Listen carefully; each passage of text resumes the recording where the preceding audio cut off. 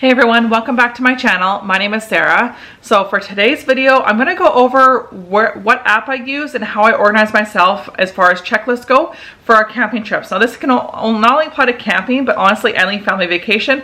I do something similar when we go on road trips and when we go to our family cottage and when we go vacation to the beach house on the island that we like to go to. So this doesn't just have to apply to camping. So I'm really hoping that the stuff I can share can help you get a little more organized and prepared when you're going on a vacation. So if you do enjoy today's video, please give a thumbs up, as that does help my channel a lot. If you do enjoy today's video along with the content you see here on my channel, I would love if you consider subscribing and joining my YouTube family. So if you get that red subscribe button and the notification bell so you miss any future videos from me. Okay, so the app that I use is actually an app that is already on the iPhone. I don't know what's comparable on the Android, but it's the Reminders app. And the Reminders app can do two things. You can set reminders as the name of the app, or you can do different lists. So this is the app that we readily use. I've talked about it before because it's the list that we use for our grocery shopping. I talked about it in my meal planning video recently. So I've definitely talked about these lists before. And there's a couple of reasons why I'll share why I like this list. Number one, because it's accessible even if we don't have data. So it updates itself to the cloud when we do have data, but if we don't have data, we can still see all the checklists and everything else and we can still use them. Now, if I check something off the list and we're not in data, then obviously my husband won't see it and vice versa. But that's where we specifically will use only one of our phones in those situations so that we don't miss something or whatever on the list. The second reason I like it is because I can share it with someone else. So then my husband and I are on all the lists together so we can see all the lists. So then it's nice. It goes into number three. The reason I like it is because one of us can add things to the list or take things off the list and then we can both see it. So that's a really great thing because we have been camping the first few camping trips and we realized we've forgotten something. So we've added it to the list while we're camping so that next time we camp, we don't forget that item. And the fourth thing is you can make you can have a categorized list as one big heading, and then you can have a subcategory and then indent it further and have things under that category and then have another subcategory. So it makes it really easy visual to organize. And then also as you check things off, you can have the option of hiding complete items or viewing complete items. And then what I do is so I have everything hidden as I check it off. But then once I'm done with that list and want to have it go back to the start, I have it selected to show complete items and I uncheck everything that's on there so it starts fresh for our next trip. So it's honestly like a great way to get organized. And I've always been the packer that is pen to paper. I do everything pen to paper. I will admit the only thing I still do pen to paper is I do the clothes. I'll just write a simple list of how many shirts and pants and shorts and everything each kid needs when I'm packing. So it's the only thing I do pen to paper now, because otherwise what was happening is I have this massive list. It was a bit of a mishmash of everything into one list. And then I'd pack a bunch of stuff and then I'd write the list out again because I want to get rid of everything that was crossed off. So I'd be going through so much paper and everything just trying to condense my list, and sometimes it became a little overwhelming. This has made it so much easier because, like, for example, this last week I've kind of been slowly organizing myself and I just kind of been going through and looking at the list going, okay, what are things that I can put in the trailer ahead of time? Like now I can slowly put it even though we're not leaving for a week or so. And so I was able to put some stuff in that way, and then I was able to go through and see, okay, what's already in the trailer? I can check all that stuff off. So these are all things that kind of make my packing life honestly so much easier. We've had these lists for 2 camping trips now, and let me tell you, versus our first camping trip to now, things are so much easier, and I'm so glad that we have these lists. Now I'm thankful for my parents because my dad did share some of the lists that he already had, so he shared them with me, so I kind of went off those lists and created our own, but there was a really good guideline. My in-laws also shared their list, so I kind of got some ideas from our parents, but we kind of made them into our own because obviously we have kids, so our lists are going to be a little bit different than my parents or my in-laws because they're retired.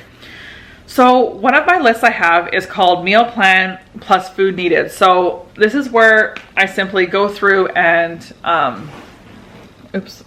go through here and I write out the days that we're going to be traveling, and then I put what meals we're going to need. I kind of go over this in a meal planning video. It's in my camping playlist, which is linked down in the description box below if you want to check that out.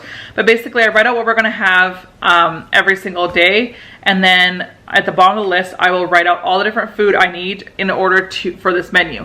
Now our menu is not like set in stone by any means, but it's nice to have a rough idea of what we're eating so we know roughly what we have to bring with us. So another category I have here is I have what's called our RV pre-trip checklist. Now, as I said, we can do different subcategories, which is really fantastic. So here, I'll show you our pre-trip here. As you can see, I have a couple different categories. And then from there, I have all these different things under that one category. So for example, under the RV pre-trip checklist, I have 4 different categories. I have outside without hookups, outside connected to hookups, inside the rig, and hitching. Because of course it depends. If we're dry camping, then we're not going to have to worry about unplugging our water or our sewer or electric or that sort of thing. So there's some things on that list that would be on a different list when it connects to hookups. So we have those 2 different checklists, and these are really great because even if you're in the routine of doing all this stuff as far as the outside of your trailer going in preparation for like departure, it's still good to have a checklist because you can be so routine in something that you might easily skip a step or forget something. So it's good to have a list to keep you accountable to make sure you don't. Another one we have for like inside the rig, those are everything to do within the trailer. So for example, making sure the vents are closed, making sure all the cupboard doors are closed, the bathroom doors closed, make sure all the items are stored away so nothing can go flying when we're traveling. So making sure everything's secure and that sort of thing. And then when it comes to hitching, making sure that we don't miss a step when it comes to hitching. I'll give you an example is we were getting ready to hitch up, and my husband was going to take the chocks out from under the wheels, and I said no, we have to hook up to the truck first because otherwise it can move. So without thinking about it, he almost skipped a step, not on purpose, just because these things happen. So the checklists kind of keep us accountable, and then we make sure we don't miss anything like turning our propane off, because that's really important. Making sure we turn our fridge off, and making sure, you know, our hot water tank's off and our water pump's off and that sort of thing. All these little things that, you know, you can very easily, especially any of you who have kids, it's very easy to be focused on a task in 1 second, but then a kid's bugging you about something, so then you get sidetracked and might forget where you left off and you might miss something. So these checklists kind of keep you accountable. Then the other packing list we have here is we have an RV's tools list. So these are just everything that we need tool-wise. This is my husband's department, but we find that throughout the summer we're not unpacking our tools. We're keeping them all together. Mostly some of them stay in the trailer. The toolbox that goes in the back of the truck just stays in the garage. We don't unpack it or anything. We're just going to leave it as is, but the checklist is good, especially at the start of the season when we're packing things, and also just a good way to make sure that if we used anything when we're at home, that it goes back in there. But we have a really good system that we do put everything back in there if we do use it home just during the summer. But then of course, come next spring, we're going to want to go over the whole entire checklist to make sure we have everything. So another checklist we have here, which is the main one that I do use, is we have our RV packing list. So this is just a general list for all the different things we're going to need for the RV. So here, as you can see, I have a few different categories here.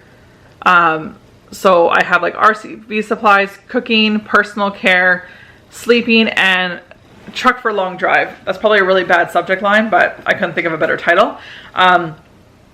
So for example, RV supplies, or anything to do that we need when it involves to our campsite. So, you know, that's our tarp poles, our tarps, our mat for at the campsite, our barbecue, our fire pit, firewood if we're allowed. We're not allowed to have fires where we are, so we're not bringing the firewood this time with us. Both our wagons, the chocks, the woods for the chocks, the stabilizers, and for leveling. So anything to do with the camping specifically of equipment that we're going to need that is not already going to necessarily be in the RV, but things we're going to need with us.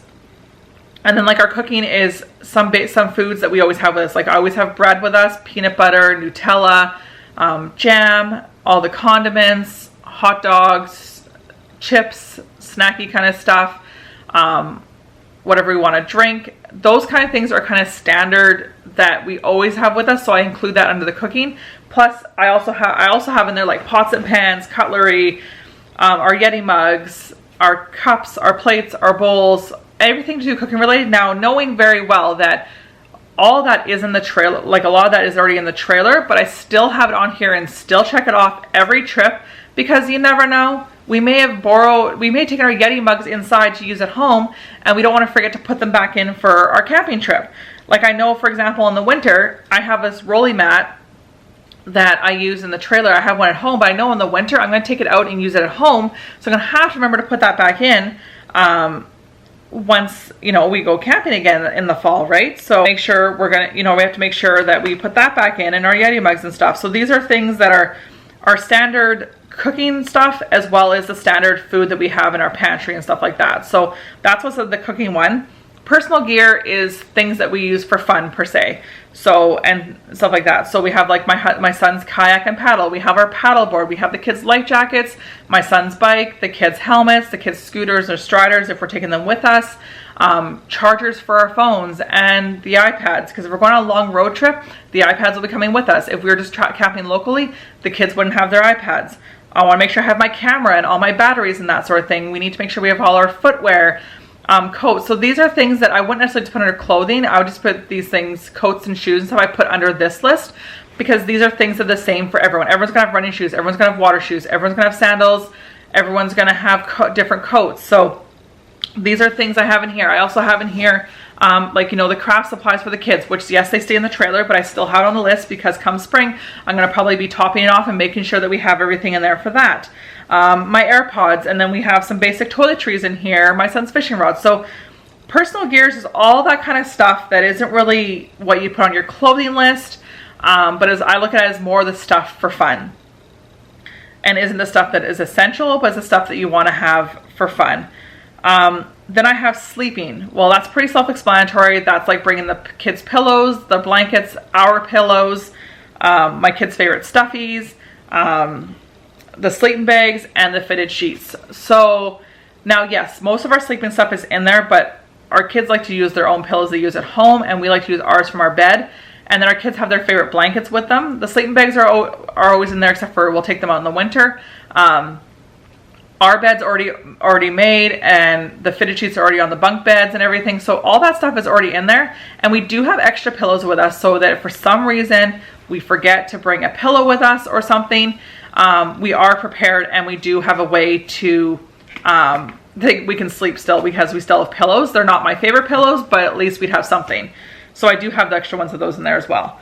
Now, the last thing here is the truck for a long drive. So we know we're going on a long drive. We want to make sure we have extra ways to charge our devices while traveling. So like I got one of these here. It's a power adapter that has 4 USB ports in it, because we're going to be having mine and my husband's phone and possibly the kids' iPads. So we don't have enough means to charge all our devices. So I wanted to make sure I had a means. So I picked this off Amazon for like 15 bucks or something. It wasn't very expensive. I also have a travel bin that I'm going to throw in the back of the truck as well, just for some activities for the kids to do while we're driving, books, our GPS, and that sort of thing. So that's what I have under the truck for a long drive.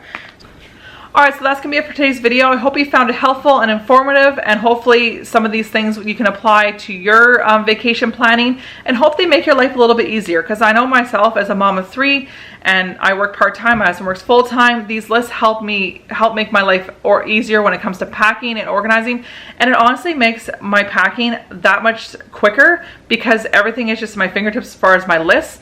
And I can kind of look it over ahead of time. I can sit, you know, I'm watching TV or hanging out with the kids. I can quickly take a look at my phone and see, okay, what can I put in ahead of time?